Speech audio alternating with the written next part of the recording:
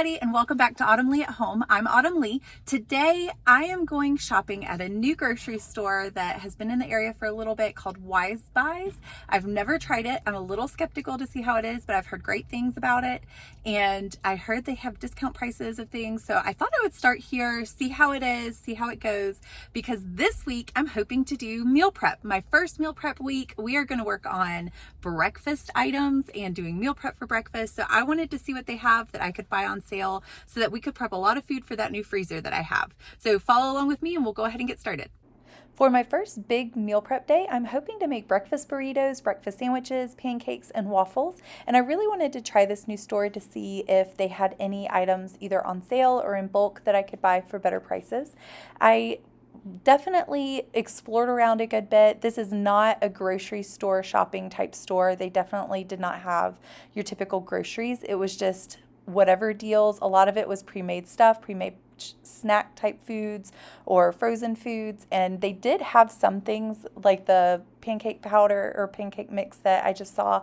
However, the box was super small and I just wanted a larger box, and so I ended up not getting that one even though it was a pretty good price. But I did find a big thing of sausages and pepperonis and a couple of other items, but the sausage patties I wanted to get so that I could make the breakfast sandwiches as well as a couple of other items. So I did find some stuff.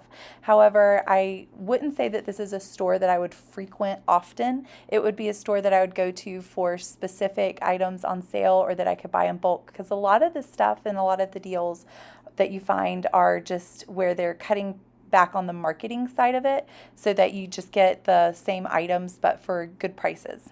Hey everybody, welcome back. Today is Monday. We went to Wise Buys on Saturday and we are back now. I am getting my sausages out for us to get started, and today we are doing our breakfast meal prep day, which I'm really excited about, to have items in the freezer that we can go to for an easy breakfast as well as even a snack, or sometimes we do breakfast for dinner. Any of that, we'll have it prepared and in the freezer ready for us to go.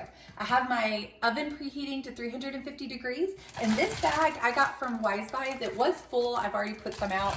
It was only $4.99, so that was a great deal, especially because that was something that I had on my list that I was hoping to find there, and we were able to find it. These are Jimmy Dean. It's just, you don't see any of the packaging, so the price markdown was really nice because there's no marketing of the different packaging and it being packaged separately. We will go ahead and get these cooking because I want these to be cooking while we start working on our pancakes. That way we're utilizing all the time that we can, and as soon as we're done with our pancakes, these should be finished as well, and then we can make our breakfast burritos as well as our breakfast sandwiches. The only thing I don't think I'm going to get to right away, to either today, I might later today, but if not, we'll do it tomorrow, are the waffles. I'm doing sourdough waffles, so if we don't get to those, that's fine. I will do it a different day, but at the very least, I want to get our breakfast burritos, breakfast sandwiches, and pancakes finished. I have my apron because I am notorious for getting food all over my clothes. So I'm gonna go ahead and put that on really quick. And now that I have my sausage is in the oven, this is such a simple day for meal prep. I didn't do anything crazy. You can make your pancakes from scratch if you want to. I'm cheating a little bit. Because I wanna get a bunch done in one day, I'm just going ahead, if I can open them, and mixing them up in a way that, or making things in a way that's simple so that I can get a lot done all at one time. I'm dirtying up a bunch of dishes all at one time. That way I can just get it all knocked out in one day. And then when we're tired on a different day, this was already planned, all the work's been done, we can just go to the freezer, pick out whatever we want, and then move on. If you do breakfast for dinner, give me a thumbs up. We do it often at our house and my kids love it. It's one of their favorite things to do for dinner. And while I'm stirring that, I'm gonna let this start heating up. This is our tabletop griddle. I have had this thing for, I think, about 10 years now, and I use it all the time, but it's starting to fall apart because I use it so much. But it served us so well. I use it all the time for pancakes, sometimes grilled cheeses if I wanna try to make a bunch of grilled cheeses at one time. Our pancake batter is finished, and I just have it kind of liquidy, nothing super special. I did get a little measuring cup that I was hoping would kind of help me measure them out a little bit. I wanted to do ones that are small enough to go in the toaster, but big enough to satisfy their hunger. So we're gonna play with the size for a minute and see which size works best. But this is definitely gonna make it a lot easier using the little measuring cup. Once you make pancakes, they're so easy to put in the freezer. Put them in a freezer bag, like a gallon-sized bag, stick them in the freezer, and you can just pull out however many you want. I stick them straight from frozen into the toaster, and they do beautifully. I don't ever have any problems with them. Whoops, got that one on the side. I might need to work on my flipping skills. So these, I think, are gonna be the perfect size. So that measuring cup is definitely the right size. I want them big enough to where they're satisfying, but small enough to go in the toaster slots, because these go straight from the freezer into the toaster, and you toast them once, maybe twice, and they turned out just like you make them the day of. They taste fantastic. I don't have any issues with them complaining about texture. They taste wonderful. So if that's an idea for you, if you can make a big batch of pancakes all at one time, stick them in the freezer, that would also save you money on buying pre-made frozen pancakes or waffles. We do the same thing with waffles. You'll see I just make a big batch of them usually. I let them cool all the way and then stick them. You don't want to stick them in the frozen freezer bag and into the freezer before they're cooled down, because then they could have a weird texture to them.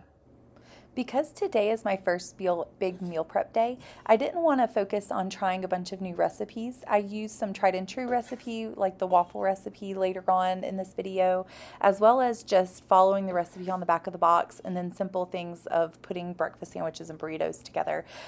Because it was the first big meal prep day, I really wanted to just focus on getting bulk items into the freezer that were still made from scratch, still at home, that would not only save us money but also be a little bit healthier of a breakfast, and get them into the freezer for my family. So we were able to prep a lot in one day. The more I do this and the more I meal prep, I will probably start having more fun trying new recipes.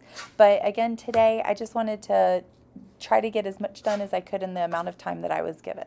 Hopefully this encourages some of you guys that it doesn't always have to be made from scratch, that you're doing this out of love for your family to try to give them some healthy breakfasts. I'm gonna put my flour tortillas. Yes, see, look how nice and brown those look. Those look wonderful. I'm gonna let these cool here for a moment.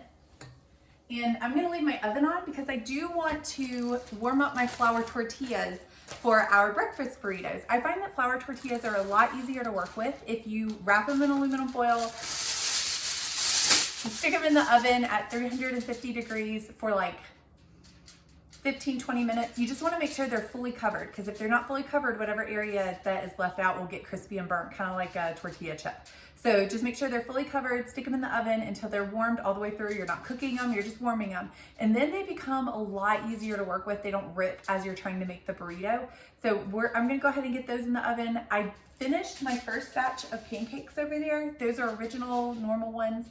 Now I think I'm gonna make a whole nother batch, if I have enough flour, which I should, of chocolate chip ones. And that way I'm getting a lot. Most of my kids eat about 2 each, if not less, for a breakfast before school or on a Saturday, either one. And that way I'm kind of doing it that way based off of how much they normally eat. The other thing is our breakfast sandwiches. There are 6 of the English muffins in this pack, so I know I'm gonna make at least 6 of those. And then I have 7 sausages left over after making 6 of these. So I will make 7 breakfast burritos. That will give us a good number of breakfast items to choose from. So I'll go ahead and get these in there. I'm doing it based off of how much sausage I have and trying to think like, okay, how many can I get out of this number of sausage patties? And I will cook that many eggs later on as well. That way I make about the same amount for each one.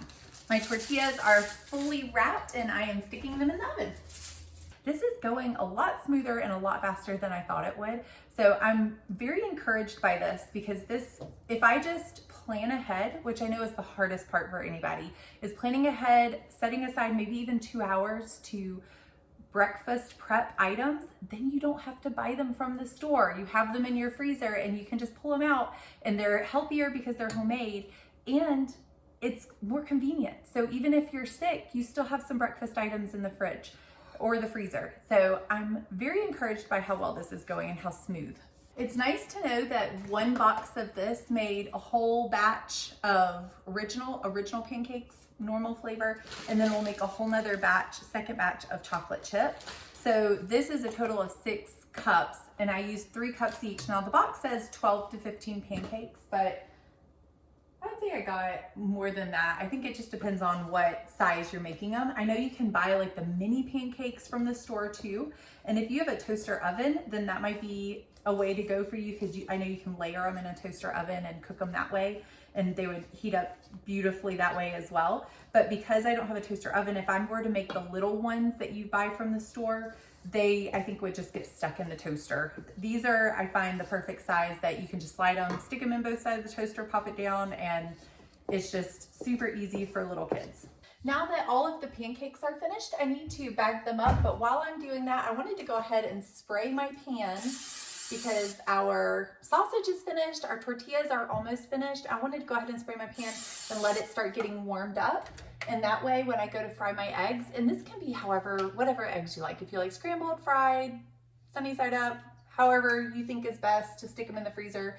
I think that if the yolk was still runny, it might taste a little funky, like the texture might be a little weird afterwards, but you never know until you try. So if that's your favorite kind of egg, then you could try it and see how it goes. I think that it might be better to fry, so I'm gonna fry mine. And that way, when I go to stick them on the egg muffin, the English muffin, not egg muffin, the English muffin, it doesn't taste taste weird later when I take it out. I know the original version of the pancakes, the normal flavor, I made about 8, 9 servings worth. So I'm gonna go ahead and stick these all in a freezer bag. That way I can start letting my chocolate chip ones cool on the rack as well. I decided just to let them cool on this rack. I was gonna just leave them stacked on a plate, but they cool better when they are on a rack. You don't have to have that. If all you have is a plate, just stick them on the plate, let them cool all the way down, and then you're good to go. Yay! I have all of my other pancakes put away. I got all of my chocolate chip ones out cooling now. I have my sausage, my tortillas are in here, my English muffins are over there. All I have left to do is frying the eggs, which is so simple, and I'm honestly very blown away at how fast and easy this meal prep day was, and kind of kicking myself for why didn't I do it sooner.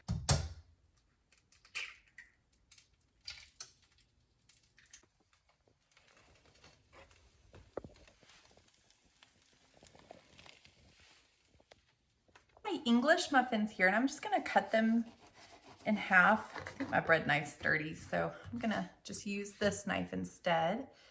I'm just cutting them in half, and all I have to do now is add the egg, cheese, and sausage to these, and then wrap them up separately and individually and stick them in the freezer. That's how easy it is. If you don't like sausage, then you can always do country ham or other flavors, bacon, whatever it is that you maybe like, Spam even. I know it's not the healthiest option, but Spam would be a good option for this as well. I realized that I didn't need 13 fried eggs. I just needed 13 eggs, and there's only 6 English muffins because I don't want to put fried eggs in my burritos. I would rather have scrambled in those. So really all I needed was 6 fried eggs, and I made 8. Whatever cheese I happen to have left in my fridge, so nothing super fancy. We're just doing sliced cheese today.